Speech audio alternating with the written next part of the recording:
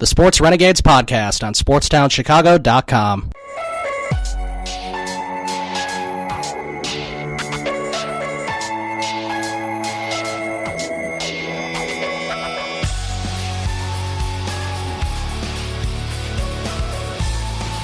All right, welcome back to the Sports Renegades here on SportsTownChicago.com. I'm Ryan Stuprich. And I'm Ryan Risky. We are talking about the Cubs, and since tomorrow the rosters expand for the month of September to finish out the rest of the season, we're going to talk about some of the Cubs who will be on the roster, some who won't, and talk about sort of the roster spots, because it's getting down to crunch time now when you talk about the postseason roster. Right, and the Cubs are going to have a good problem where you might have too many good players, to get them all on that 25-man roster.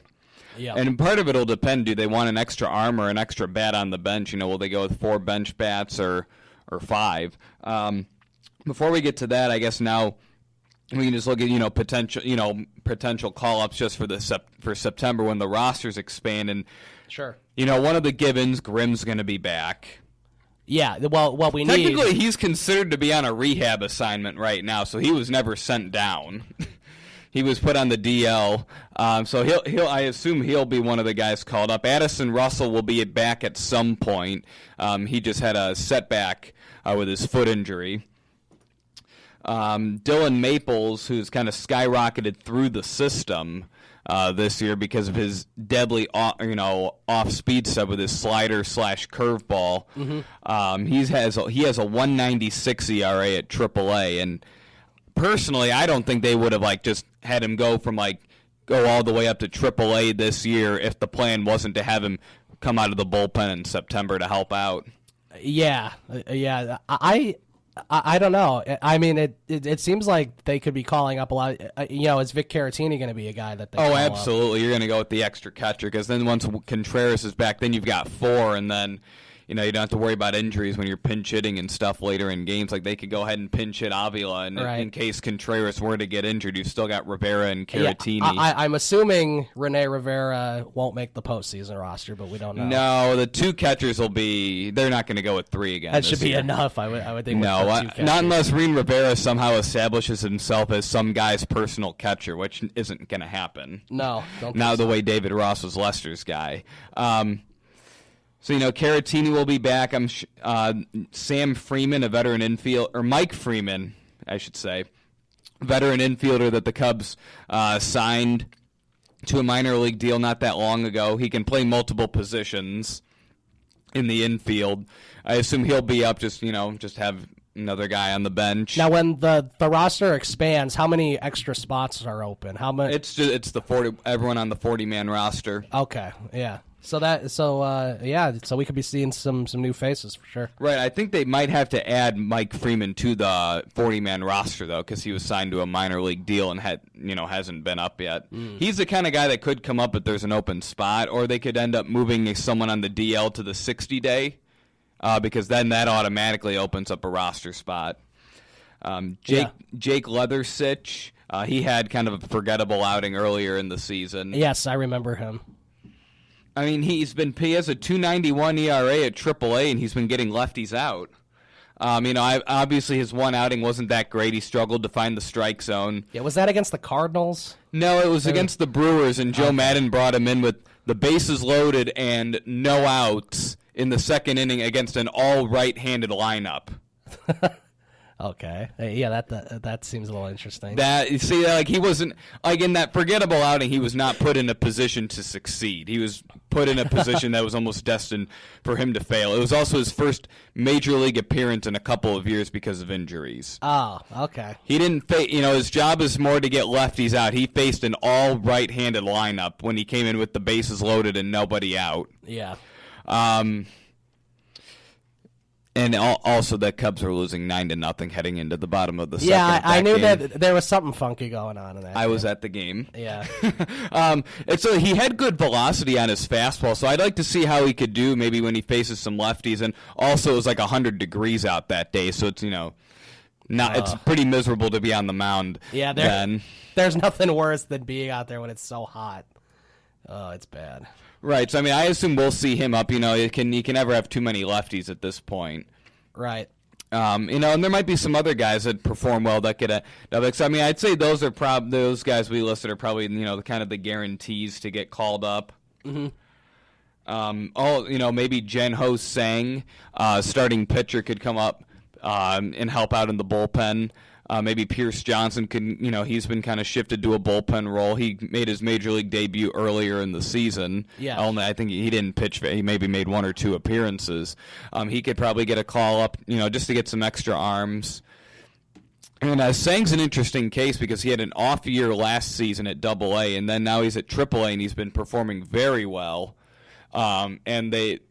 Interesting enough, I call him the forgotten piece of the Jake Arrieta-Scott Feldman trade. Yeah. Because in addition to getting Strop and Arrieta, the Cubs got an international bonus slot from the Orioles, and that slot was used to sign Jen-Ho Sang. Oh, I did not know that. So there's a lot of guys that could potentially get called up. At some point Addison Russell will be back. And hopefully in a couple weeks, Contreras will be back, it seems like, and Lester should be back on Saturday. So, we're getting the team back together. Right, and that's another thing. They're bringing back Lester, and because he's coming back on Saturday, they don't have to send anybody down. So, he's just going to be added to the roster. Yeah. As it's expanded. So it'll be fun. Now, I think the postseason roster, though, is kind of where things get interesting. Yes. Especially because this is just kind of more assuming Wilson Contreras is back, Addison Russell is back, because right now I'd say your starting infield would be Bryant, Russell, Baez, Rizzo. Yeah. Contreras will be catching. And then There's no question about that. Right, and then I'm just going to say, let's say your outfield is Schwarber, Jay, Hayward for Game 1 of the NLDS. Sure. Then your bench bats, you're going to have Alex Avila, your backup catcher. There's absolutely Albert Almora will be on that roster for defense late in games. Right. And Zobrist will be on the roster. So there's 3. And then, Ian Happ will be on the roster. Yes, Ian Happ. I don't know how 4. You can't put a guy with 20 home runs on the roster. No, he has to be on the roster. So that's 4 bench spots right there. Right. And of course, Schwarber would probably be batting against righties. Right, yeah. I was just kind of saying, for the sake of, let's say, because it'll be Scherzer in Game 1. Okay, yeah, true. So Schwarber most likely would be in left field. So that's 4 bench spots, and the Cubs did that last year, have only 4 bench spots. That means Tommy La Stella doesn't make the roster. And he's hitting .320. Yeah, that's tough, especially for a pinch hit situation, in a high leverage situation in the playoffs. Yeah, that he might need to be on that roster, which maybe you go with 5 like that, and then you're down a bullpen arm. The past couple of years they've been kind of going more with the 4-man bench. And also you have to have the if you're going to go with an extra arm, though, you actually have an arm that'll get guys out. Like if that extra arm would be Grimm. I think La Stella provides more value as a pinch hitter than Grimm does as a relief pitcher. I 100% agree with that. Maybe this is last year's Grimm or even, 2015 when he was really good. Then it's a different story, except he has not been good this year, and he's been giving up way too many home runs. Right. It's like when he comes in, you're like anticipating that he might give up a run. Something's just off. Like it seems like his sinker ball, his two-seam fastball doesn't have the movement or the control that he had the past couple of seasons, so he's giving up more home runs. Yeah, I definitely agree with that. I would take Tommy La Stella over Justin Grimm. Or does Zobrist's lack of production keep him off the roster? I don't see how you can do it with a guy that you signed like a 5-year contract to or whatever. Right. It's tough to see. It's tough to see that happening. Except I think it could end up being realistic. If that's just only if they decide on a 4-man bench. Right. It could if they feel like unless Zobrist starts hitting really well, it's something that they probably will be talking about because just because he's not on that roster, he'll still be in the dugout every game. True. Like all the guys, Caesar and La Stella and all, and Trevor Cahill, even though they were never in Hamill, they were never on the postseason roster. They were still in the dugout, and that also begs to question: could Lackey make it? Do they feel good enough about him coming out of the bullpen? I would think that's probably what they would do. But again, I don't know. There's guys like Rondon who are on the fence. There's guys. I feel the feeling Rondon's going to make it. He probably. I mean, I'd have him over Grimm, but I don't know. Absolutely. But I mean, he's kind of next on the chopping right. block. And these are tough decisions. And in regards to the bullpen, Montgomery's in, Wade Davis is in. Edwards is in. Brian Dunsing is in, and I'd say Justin Wilson's going to be in. So that's 5. Yeah, he has to because you traded for him. And and it's another lefty. Yeah. Even if he's still struggling, just bring him in for one batter. Right. So that's Dunsing's done a good job. That's right. Yeah. Dunsing's had, surprisingly, he's been like much better than advertised, especially after he got off to a slow start. Mm-hmm. So that's 5 right there. So then you have 2 or 3 spots, maybe. I'd say you'd have 3 to 4, because if Lackey doesn't make it, he's in the bullpen. So then there's 6. I'm sorry, if Lackey makes the roster as the reliever, that's 6 right there. Uh-huh. So your bullpen's generally going to be 8 to 9 in the postseason rather than 7 to 8 in the regular season, because your 5th starter is being shifted there. So then the last couple spots would be going to Rondon, Grimm,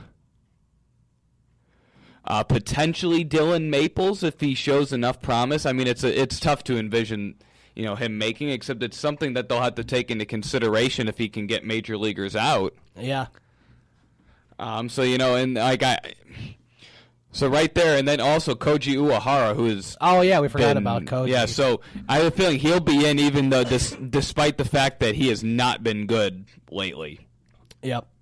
He has not been good lately. And they have and it's unfortunate that these last couple spots you're kind of talking about them because guys are underperforming.